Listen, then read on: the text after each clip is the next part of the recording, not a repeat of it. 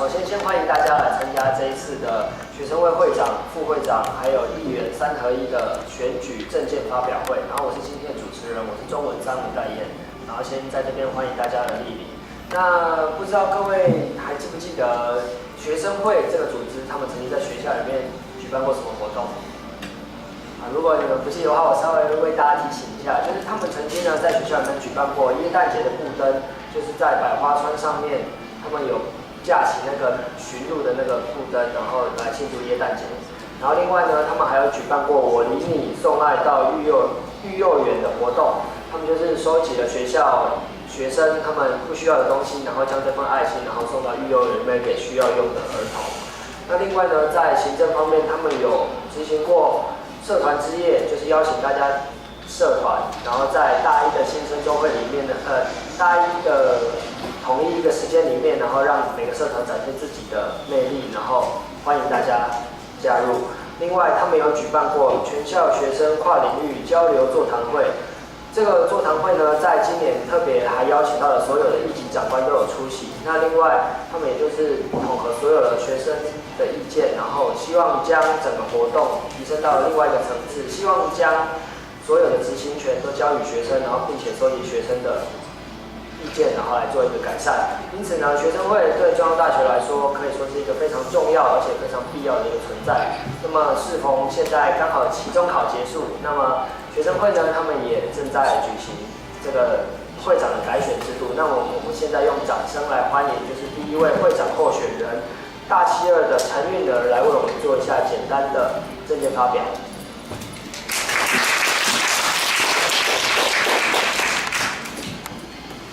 Testing。大家好，我是学生会会长候选人1号，我是大气系2年级的陈韵儿。那这位是我的搭档，他是资工系1年级的张家辉，然后还有一位是气管系2年级的许君博。那因为他是气管活动的负责人，所以他目前活动正在进行中，他没有办法现在到来。可是他会在19点30分的提问时间，他就会来到这一边，也会跟各位做一个互动。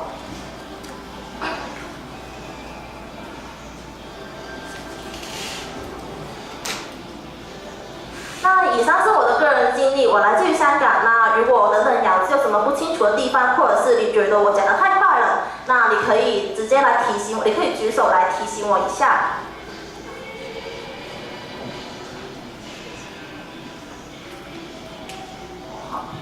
这边就是稍微的个人经历，然后就是今年在学生会里面是担任内务部的部长，然后就是有一些就是校务会议的一些代表吧，然后就是大概是这样。那看到这一张图，我就会在思考，学生会是什么呢？为什么学生会这么的特别呢？那假如今天国立中央大学它没有学生会的话，会变成怎么样呢？没有新生入驻，也没有刚刚主持人所提到的一堆活动，那学校会变成怎么样呢？那其实学校并没有什么改变啊，因为活动是可以被替代的，可以被系联会、社团或者是行政单位所去替代的。那到底是什么样的东西让学生会变得这么特别呢？我答案就是学生权益。我们是高度的学生自治组织，我们有很多会议的代表权，我们会在会议上面发声，然后也会确保会议里面的提案或者是学校政策发展有学生的考量在里面。所以在我眼中，学权的部分是最重要的。再来的话，因为我们要处理很多学权的议题，那就代表我们必须要有一个很完整的一个学生会组织，这样子我们才可以去有更多的弹性去做更大的事情。所以我觉得第二重要的是内部的强化部分。那再来就是活动的部分。那这是一个提高我们知名度跟曝光率的一个管道。所以我觉得，尽管它可能没有跟学权有关系，可是它还是重要的。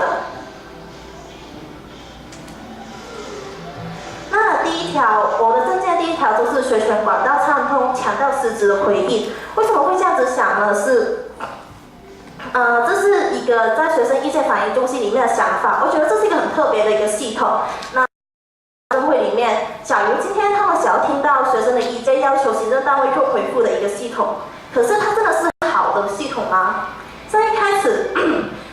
学生提出的一个问题，行政单位做一个回复，不管那个回复做成怎么样子，它还是被归类成已解决。所以在这一届我们觉得这样子不好，所以我们要求负责学生意见反映中心的人去做一个小小修改，就是当行政单位回复之后，我们学生还有2度发言权。可是这样子有被解决吗？我们来看看一个例子。那有一天有一个人去游泳，然后那个应该是免费的时段，可是他却被要求要收费了，因为免费时段快要过了，可是并没有过去哦。可是他去到游泳池却被工读生要求说，哦，你要付钱哦。那他非常的不满意，他去了学生意见反映中心提出了这个问题。那以下就是以下是总教学中心底下的体育室的回答。他说建议你日后提早进场使用，以免再发生同样的问题。那你有事吗？规定说是8点，你还要我早到哎，那我明明没有做错事情，那你却要我就是去提早我自己的时间。那可是学生回应的这个东西，你觉得事情有被解决吗？并没有，可是他却被贴上已解决的标签了。所以在明年我会希望学生意见反映中心解决的权利是回归到学生手上，而不是今天2度回复了，然后不管事情有被解决或是没有，然后行政单位还是可以，或学生意见反映中心还是可以再挂上已解决这个标签。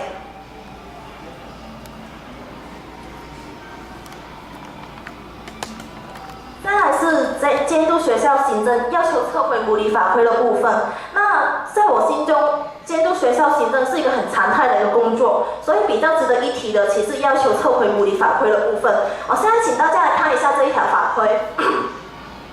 那它是宿舍管理办法第10条，宿舍关闭的时候，这条法规简单来说就是它要求所有人在关宿期间都必须要带走自己的个人物品离开宿舍，宿舍是完全被控制的。可是这种事情有被执行吗？没有。大家还是可以把东西放在宿舍里面。那第二，它真的被执行了之后，学生不就是变得更不方便吗？宿舍在关闭的期间却要把所有东西撤走，这其实也是不合理的。一个空间它是可以被有效的被利用的。所以我们明年会注重在法规的检视的部分，我们会对学校的法规做一个很大规模的检视，我们会确保学校每一条法规都有把学生的考量或意见或期待或利益列进去里面。那再来是启动重大议题的讨论。我现在请大家看看其他大学有一些很大的议题，比方说2-1或英文门槛。那其实最近每个学生会都有在讨论这件事情。像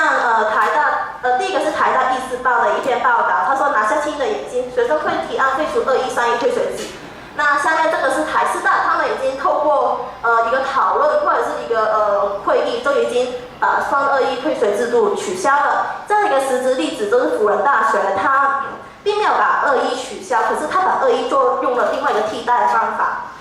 从一开始辅仁大学是累积2-1，可是现在就已经变成连续2-1这样子一个方法。还有等等一些大学的问题，比方说英文门槛到底要不要取消？假如今天英文门槛没有过，却有一个进修英文的东西，那假如可以透过进修英文来做替代的话，那英文门槛真的是重要吗？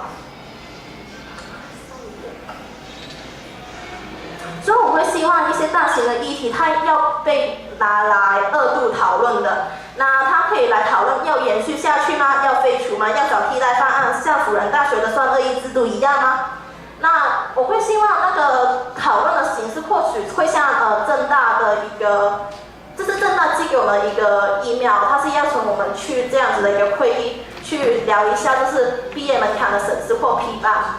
判。那我们也会用同样的形式，或许没有规模并没有这么的大，可是我们会觉得我们需要跟学生讨论这件事情，讨论结果不管是延续废除，找替代方案，我们都必须要就是跟学校反映一下，让我们的声音是实质有意义的。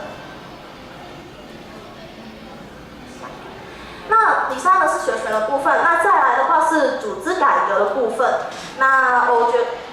刚刚已经有说了，如果想要处理更多事情的话，我们必须要有一个更完善的一个组织体系。那所以我们会在明年提出组织改革，从8个部门缩减成PowerPoint 上面的5个部门。那这样子的话，可以使我们的们纵向连接去提升，这样子都减少一些行政程序的繁琐。比方说，今天我的专案里面就已经有我所需要的人力了，我再也不需要就是跨部门去找人来帮我处理事情。那还有一个部分是非常在意的，是传承的部分。其实对我们来讲，1年的任期太短了，2年可能也太短了。我们学生会有很多长远的目标，并不是1年2年可以达成的，甚至是5年也没有办法去做到的。所以我们必须要去把传承的部分处理好。比方说一些人文素质的培养，或者是更凝聚学生的力量，或者是一些让学生自治的章程变得更完善一点点。这都是长远的目标，我们实在是没有办法一下子就解决的。那所以我会希望把传承的部分做好，把文档流传的部分做好，或者是举办干部训练，让大家上手的时候减低他们的空窗期。那其实在我心中，学生会你说可以进步的很快吗？不可能。那所以我是觉得，只要我们把传承做好，我们并没有太大希望下一届有什么样的突破，我们会希望明年会比我们今年再进步一点点，我们今年也比上1年再进步一点点，这样子就好了。那以上是学生内部强化跟学权的部分，那接下来是活动的部分，我交给我的副会长候选人 Thomas。好，谢谢。接下来是活动的部分，然后就是我们办活动的目的是希望就是进一步的推广学生会，让大家知道学生会是在做什么事情，也尽量我们希望就是结合就是我们的学生权益的部分，就是希望就是大家多关注自己的一些学生权益的问题了，然后就是也希望就是透过活动跟其他就是不同的社团做一个合作，这样就是加强大家的连接。然后我们也会参考就是往年办过的一些活动，然后就是把一些经验就是传承下去，就是希望每一年的活动品质越来越好。然后就是底下有一些就是我们就是今年有办过的一些活动，就是比如说就是大家一进来就是大一新生进来，可能对很多事情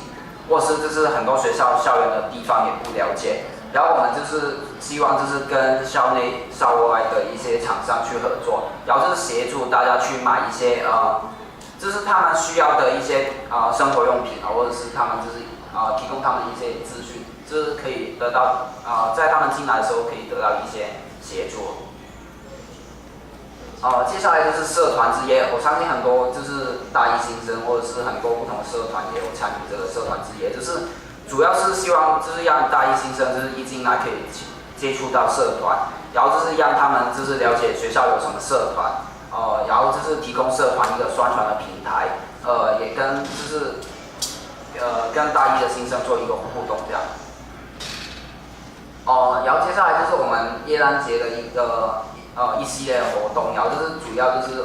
这个联合的音乐会，就主要是可以让全校的学生老师感受到一个节日的气氛，就是透过跟社团或者是艺人的一些合作，就是提供一些表演，让他们就是参与到学校的一些活动，然后就是对中大产生一些归属的感觉，因为毕竟中大离市区还是有一段的距离，这样可以透过学校的一些活动，就是感受到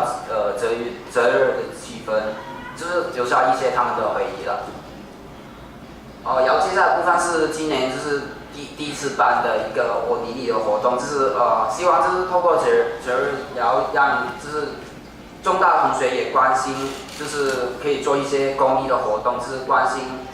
育幼院的一些小朋友，让小朋友也感受到圣诞节的气氛。然后就是透过我们就是把一些物资，一些就是不同的物资就是收集，然后就是再捐赠，就是我们拿过去送到育幼院给小朋友，然后他们都就是收到我们的礼物，他们觉得很开心，然后也很感谢我们这样。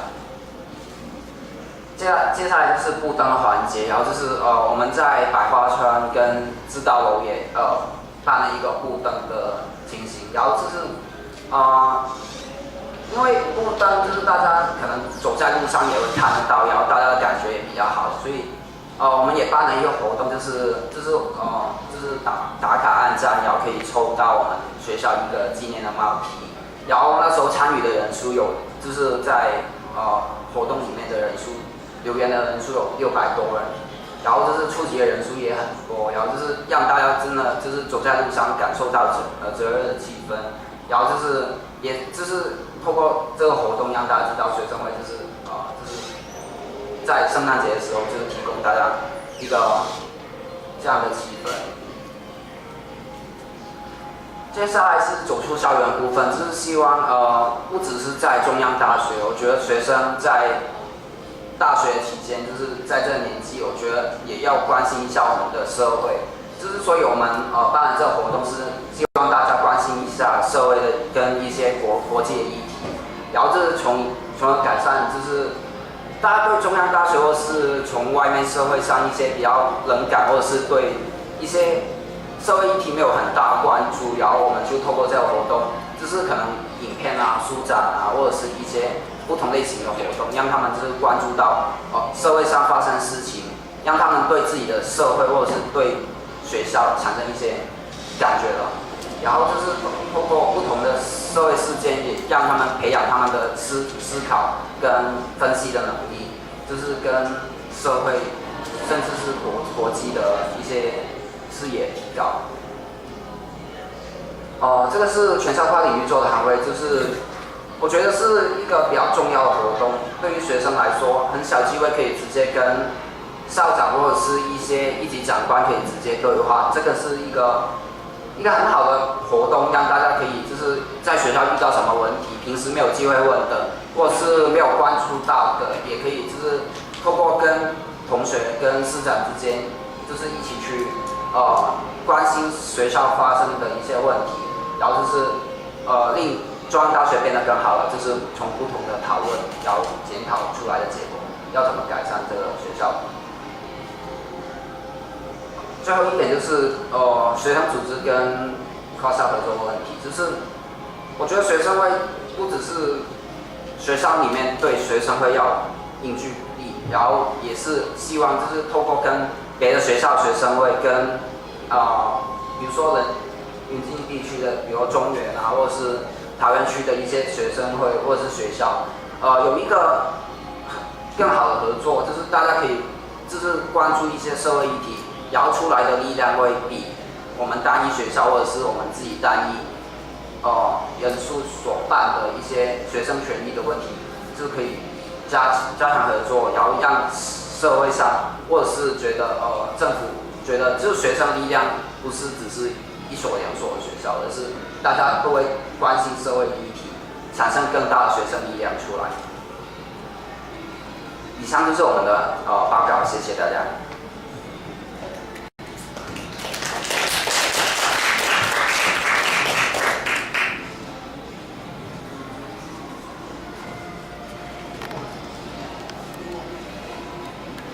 好，那我们谢谢那个会长还有副会长候选人的政见发表。那请问一下，在场的同学有问题要提出吗？而且这是学生会，你会发现今天长官都不在场，就代表这是学生会，所以你想问什么都可以问，大家放轻松。有吗？有想问吗？我想问的是就是关于寒暑假期间那个宿舍关闭嘛，就是要把所有东西都清走这样子。可是其实清走这个好处就是因为寒暑假宿舍都要进行整修这样子，因为学校宿舍其实都很破旧，大家都知道。然后呢，清走其实是方便施工这样子。好，那其实刚刚那是一个例子，然后那时候会觉得不适合的地方是因为宿舍补照工程其实是这1年才发生的事情，那可是这个法规已经有点久了，就是代表并没有在补照的时候这个法规还在沿用的。那我更在意的点是，可是这个法规真的有被执行吗？那请问一下你是大几？应该都有遇到吧，就是已经关书了，可是你东西其实还可以再放在里面的。对，寒假期间可以放在里面，可是呢，暑假期间都得全部清洗。好，其实怎么讲？我曾经当过那个宿舍服务中心的那个劳务工读生。我们这个工作时间就是在寒暑假做一整天这样子，要进去刷油漆干嘛是一堆的。对，如果学生物品没有清走，我们根本不能够做动作。哦，好。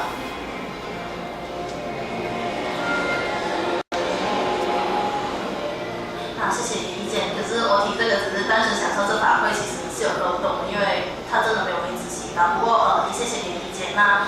我们之后也会跟社福组讨论这一件事情。那这意见我觉得蛮珍贵的。那谢谢。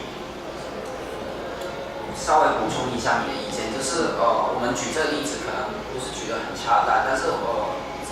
这个学校里面有很多法规，然后有不同的，比如说水务处、教务处很多法规，比如说很多以前是民国80几年或90几年定下来的一些法规，但是社会在进步，学校也不断的在进步，很多事情没有办法，就是可能定了之后就没有持续的关注这个法规现在到底有没有它的用处，或是它是不是真的那么有效的可以监管到所有的事情。比如说有些法规它本来定的时候可能定的不是很严谨，但是现在发现可能有些漏洞或是有些灰色地带出现的时候，我们就要想办法去改善不同的法规，去改善它，令它达到一个更有效的一个功能，而不是单纯的只是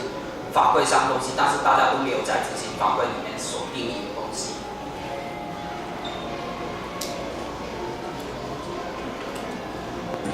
其实，据我经验，基本上暑假都得行走，寒假才可以留嘛。你们知道吗？怎么讲？其实你们知道那个只有寒假期间东西才可以放在宿舍里面，只有寒假期间，而且就像是。除了12社、13社，还有女14，还有女5社，它是有开放那个寒宿的东西才要清走，不然其他都不分离。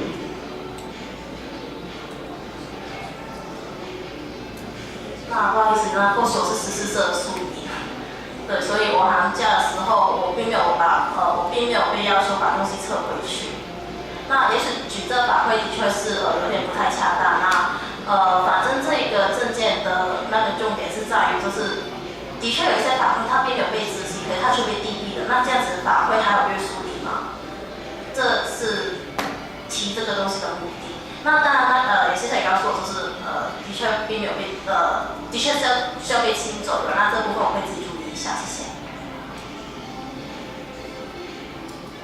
我想请问请问学生会可以修改这些法规吗？还是需要有师长跟那个校长的意见，我们才可以重新重审，然后来修改这些法规？那关于这个部分的话，我必须要讲，我们学生会并没有权利去要求行政单位，并没有那权利要行政单位必须修改法规。我们的确是没有这样子的一个权利。可是，我觉得今天我们作为学生会也不去看那些法规的有没有漏洞之类的东西，那其实都不会有单位去做这种事情。我们必须要找到有没有一些漏洞或者是对学生不公平的地方。我来提一个好了。不知道大家知不知道，申诉期间，假如今天你有一个确议，比方说你被双21了，那可是你觉得你并不是这么的，你不应该被双21的，那其实也可以在20天内去提出一个申诉。可是重点是这样子的东西却没有被明文的列出来，大家都知道有这样子的法规，可是在确议性的文件上面却没有出现这样子的一个体系。那我觉得这样子是对一个学生的不公平。那针对这个部分的话，我们或许会在一些会议上面提出要求，那个单位去新增这样子的动作。可是你说我们有没有权利让他必须要做这种事情？没有。可是我们也一定要监督学校行政，也希望学校的法规是有把学生考量纳在里面的，所以我们也一定会去跟行政单位去反映这些意见。那我想请问，如果当我们写东西给那个学校的时候，像我们跟学校申诉的时候，请问学生会不会看到吗？可以帮助学生处理这些事情，还是这只是行政单位上的事情？你可以再讲这个问题。如果我们学生想申诉的话，我们是直接去跟行政单位申诉，但是请问学生会可不可以介入这种东西，然后帮助学生去处理这种事情？当你需要申诉的时候，你会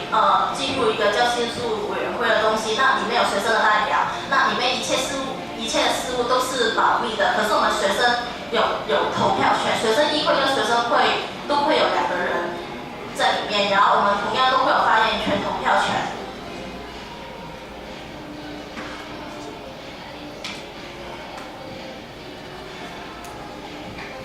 像你们刚刚有讲到说，你们会办新生入驻社团之夜之类的活动，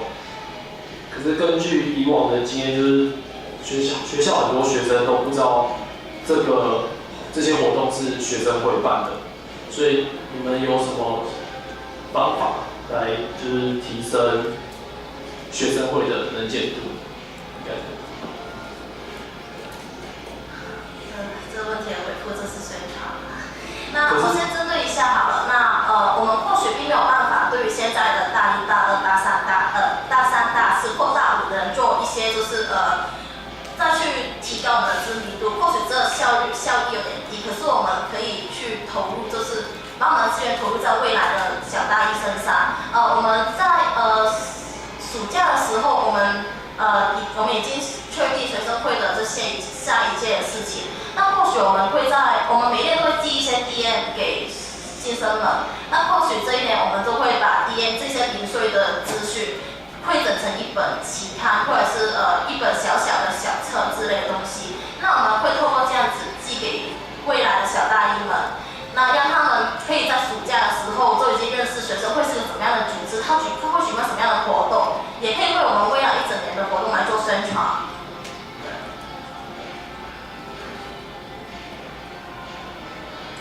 不好意思，所以你的意思就是，你也打算放弃老人，然后只照顾小大1的感觉。老人的话也会有老人的宣传方法，可是也是非常努力的，或许是在粉专上面转贴文章之类的。那这样子的方式还是会继续就是沿用下去。可是如果你说什么特扩性的，可以让就是老人们可以很迅速认识我们的话，那我相信是很困难的。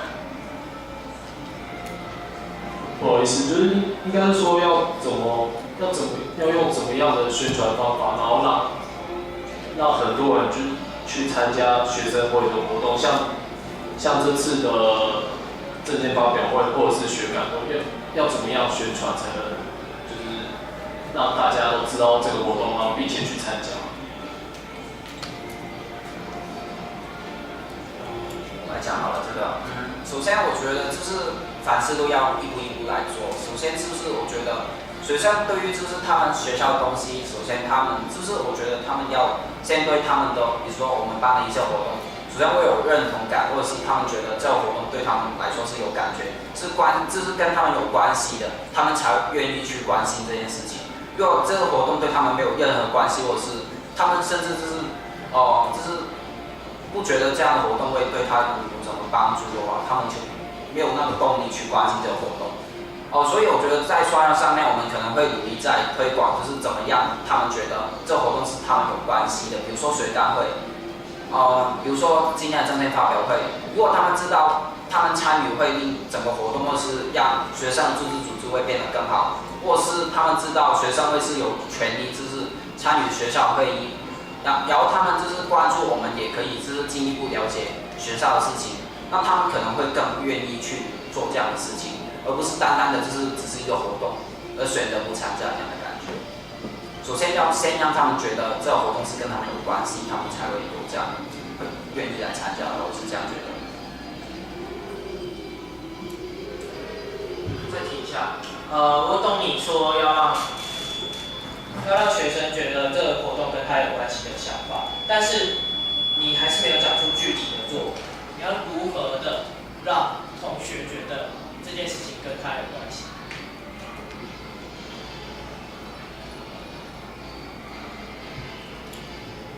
就是刚才我讲的，就是在宣传上面，就是让他们觉得这个活动是跟他们有关系。比如说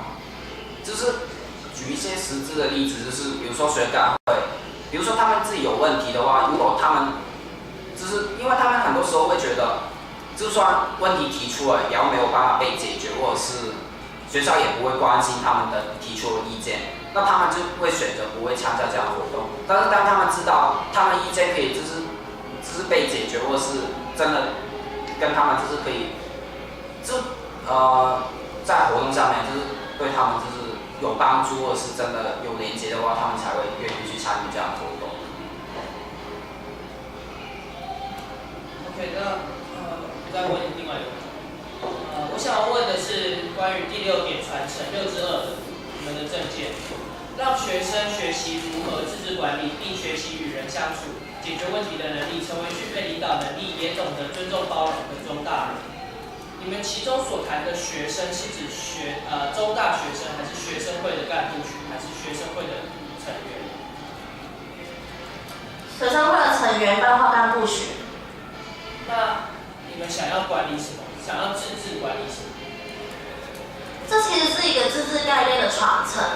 我们必须要跟他们，让他们有意识，就是我们跟一般社团不一样，我们并不受行政单位的管跟约束。我觉得我们需要跟他们传递的是一个这样子的概念。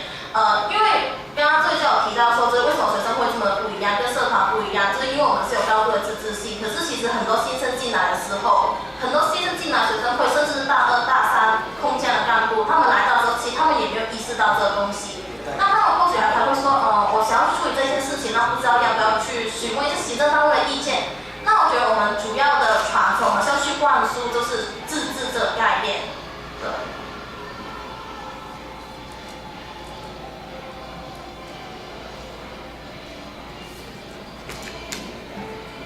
你好，我想问一下，刚刚白云同学有提出的问题，就是说，他说，请问你们就是学生会不会修改法规？然后你的回应是说，我们可以在会议里面投票。那其实我记得学生会还有一个方法，就是各个会议，例如校务会议可以有法规修改的提案，不晓得你们还是我记错？部分的嘛。那个法规是指学校行政单位的法规这好，那我们的确是没有这个权利，可是我们这是最高的做法，就是从校务会里面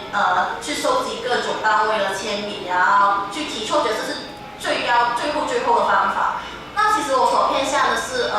像宿舍法规修改，或者是一些跟社福组有关的法规修改。那其实我们可以直接去跟行政单位去聊一下，稍微谈一下。就看他们愿不愿意提出这样子的修改案，因为其实这是他们的法规，我不知道这样子讲对不对，可是这是他们的法规。假如他今天他真的不愿意把学生考量放在里面了，我们再从最后一个途径，比方说校务会议去提出这一种事情。那我不会偏向就是一开始就直接在校务里面提出，就觉得好歹要这应该尊重一下人家。可是如果到最后了，他真的觉得你的意见不重要，那我们就去跟一些在校务会议或者是一级主管会议里面有出席权的一些单位去做一个交线，这样子。那我想另外提问一个问题，就是你们刚刚讲到学民界反映中心那个绿色宿舍住民的问题。我想请问，关于绿色宿舍可以免费使用游泳池的法规是8点以前入场可以免费使用，还是8点以前可以免费使用？因为我上了宿舍服务中心，没有看到任何的法规，那不晓得你们清不清楚？进场就是进场就没场，对。我的意思是说，8点入场。8点以前入场就可以免费使用，还是8点以前的时候？所以你们确定是8点以前入场就可以了，还是？因为后来我在宿舍服务中心网站找到，我就 Google 了一下，看到一个报道，它是写说绿色宿舍宿你可以在8点以前使用，那这就有一个问题，就是说他在8点以前使用，例如说可能6点到8点，他可以免费使用。那如果他7点59分进去，你觉得工读生为什么让他进去？那他就可以等于是一个占便宜的心态。我只是想要表达说，我知道你们提出的主要的问题是说，行政单位觉得反映完了，他自己回应完了就解决了，但是其实问题没有被解决。我觉得这是很严重的，就是学生意见反映中心这个系统的问题。但是我也想提另外一个，就是我觉得你们在学权方面很努力很冲，但是也要注意一下，是不是每个学生反映的意见都是那个学生反映他就是对的，或许是那个学生有错，就是希望你们可以多想一下，谢谢。好，谢谢。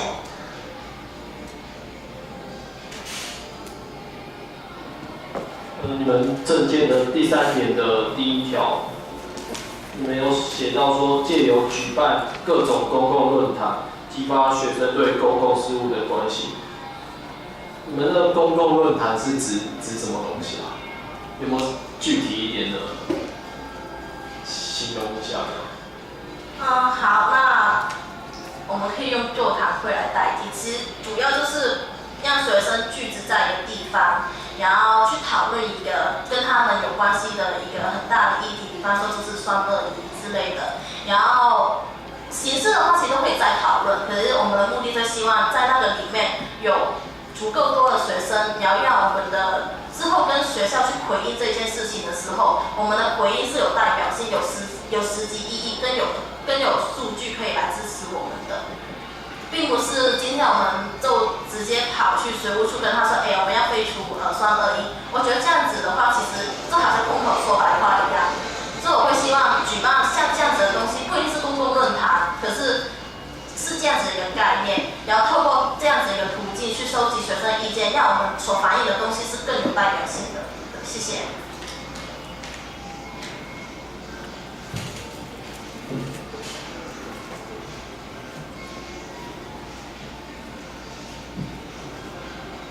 因为现场的学生还有问题要提问吗？要结尾了，这个意思。那我最后一个。这题我希望由会长来回答。会长同学。你们说希望借由宣传，让同学重视与自己相关的活动跟议题。你认为这一次的学干会与同学们相关？这次的政见发表会与同学们相关吗？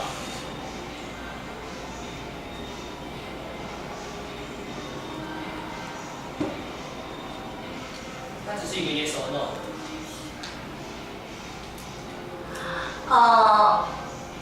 我现在讲一下那个好了。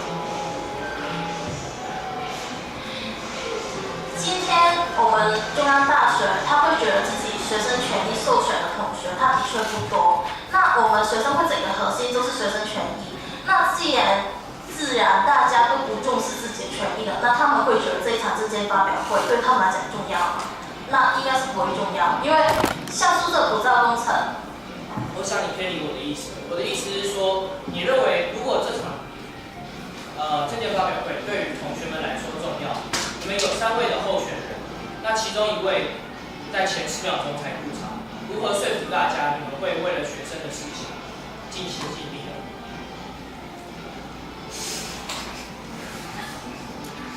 我先回答一下为什么我前10秒钟才入场，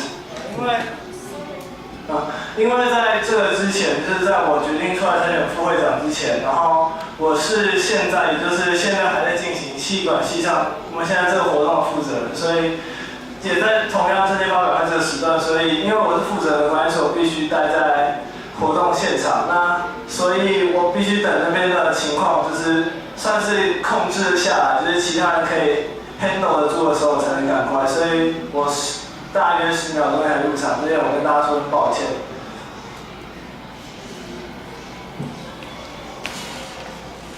所以你有打算要解释什么？你有打算要解释如何让大家觉得你们会为了同学们的事情？没有的话也没关系。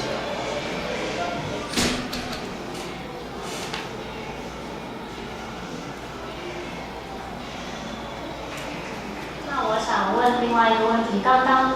你刚刚是有说到，就是觉得如果同学自己不重视自己的权益的话，我们也没办法。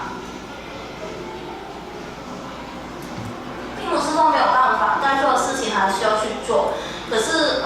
法生有来就是宿舍比较工程的那个地方，对，那一天出席的学生只有1位，可是补照工程影响到学生，我相信大家可以在2014版跟一些参与用量之类的吧，一定可以看到每天都有键盘战士在上面骂。可是到真正你有那个实质的一个管道来反映你的意见了，那一天出席的学生代表人数确实只有1位。那我们要做事情，举办公听会，我们还是会继续举办下去。那我觉得最后接下来的事情就是让学生去重视自己的权益，这样子要透过宣传吗？或者是其他形式的话，可以再讨论。因为我觉得今天一件事情跟我相关，可是学生却用漠视的心态去面对的话，我觉得这样子是非常不好的。我想请问你们3位，在这3个礼拜内花了多少时间做这个宣传？然后呢，实质上到底做了什么样的宣传？因为像我们男9社跟我其他同学都不太清楚这个活动。好，那我必须要讲这个活动并不属于我们，这个活动是由选委会举办的，那所以是由选委会来宣传这个活动。可是如果你说我们候选人做什么东西来宣传我们候选人的话，那我只能跟你说一声，就是不好意思，因为那时候的确卡在期中考中，我们在时间分配的时候出现一点点小的问题。可是我们之后也有在努力的追回一些宣传，比方说宣传品的话，已经请我们的秘书有在处理了，然后粉专也已经出来了。那我想请问，那在之前你就知道你要当候选人，还是你期中考之后才决定要当候选人？这之前就知道了。那请问为什么在那之前没有花更多的时间去做这个宣传，而导致今天只有不到20个来？因为证件发表会并不是由我们来宣传。所以你认为你坐在最前面，这件事情跟你无关，不需要你来宣传吗？你们还没开始选上就已经会踢球了。针对宣传这件事情，我在我们的宣传，就是我们的粉专里面有帮忙做宣传这件事情。就是我们不是不管宣传的部分，而是觉得这个活动，就是选委会办这个活动，我们有责任去宣传，然后我们也帮忙再转配在我们的粉丝专页上面。那一开始这样说不就好了吗？说一下，一开始并没有这样子说的原因，其实是因为同学他的提问是在更前之前我们有没有做任何宣传。那在这几个礼拜的确我们有在转贴，就是证件发表会的部分，可是在更早之前，我必须要承认，我们的确没有做这样子的动作，我们并没有去宣传这个活动。那你们觉得你们在往后学生会办的活动当中，你们怎么讲？你们宣传要怎么去加强你们宣传这一部分？我们就像现阶段学生会一样，我们目前主要的宣传管道除了学生会的粉丝专页之外，然后我们都会把各个活动转贴到各个所谓最新生版，比如说2014、2013，或者在更之前，甚至有些比较大型的活动还会转贴到研究生版。但是我觉得宣传这方面还是要，就是除了在网络上宣传之外，有时候还是要靠我们自己，比如说我找我的室友，然后我找我的朋友，然后靠着这个方式来做宣传，而不是单单只有在网络上的。这是我们未来还所需要的目标。不好意思，我刚刚那个问题还没问完哈，就是可是因为就是也算是包含到宣传，我自己在弄跨领座谈会也感触良多啊，就是我也会有跟你一样的体会，就是觉得为什么我们在弄学生权益的事情，但是大家好像互不关心。但是我今天跟我一个朋友聊到，就是他举个例子，他说例如企业博览会，学校那个企业招聘说明会之类，为什么有这么多人，场场爆满？那除了跟学生就是未来找工作切身相关之外，我觉得像我们做的事情的确跟学生有切身相关，但是也许我们在抛出一个议题前，可以，就是我们可以拿更多的例子来宣传，不是只有说哦今天有一个活动啊的内容形式是什么，然后你可以讲出它里面的某一个议题，说真的跟学生很有相关。像我这块领域做南，我同学就跟我讲说，很多人会觉得，就是以后也许你们在承办跨领域同学就是学办会的时候可以参考一下，就是他会觉得很多人会觉得说，因为他觉得我们来参加这个座谈会讲完也没有人会去做，但事实上我们做了很多，只是没有人看见，所以这就是我觉得真的大家为什么一直提宣传，就是像我们做了什么，以前做了什么都要。及时的，就是公告周知。我们如果只是，不好意思如果只是打在学生会周记的话，我真的觉得能见度实在是有点太低了。给你们个小意见，谢谢。谢谢。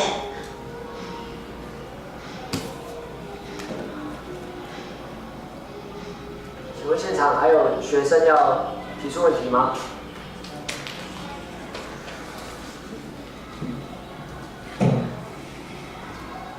那我相信，其实各位在这场论辩当中，我相信其实这就是一个学生基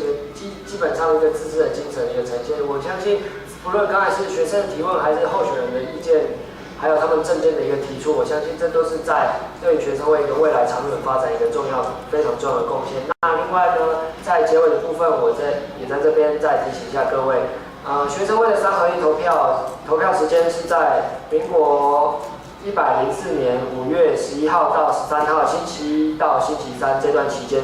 进行投票。然后投票的方式是进入中央大学 portal 的入口，点选学生票选作业进行投票。那另外呢，我们这次的投票结果会在104年的5月14号公布。那也希望各位在座的同学，不论是你们今天有来参与，或者是没有来参与的同学，也希望大家多多来参加这个3合1投票选举的活动。好，谢谢各位。那我们今天的政见发表会就到这边结束了，谢谢大家的参与，谢谢。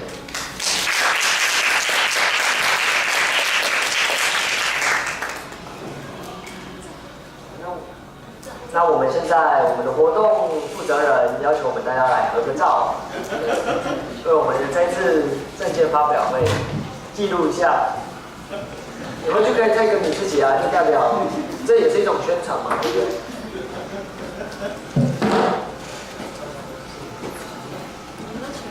好，那我们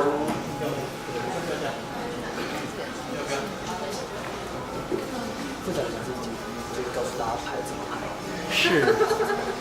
要跪下吗？还是？叫我来干嘛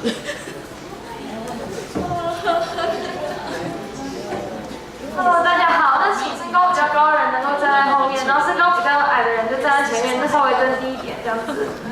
大概因为人其实也没有很多，就2排或者3排就好。我100公分。我面对面 OK 吧？对。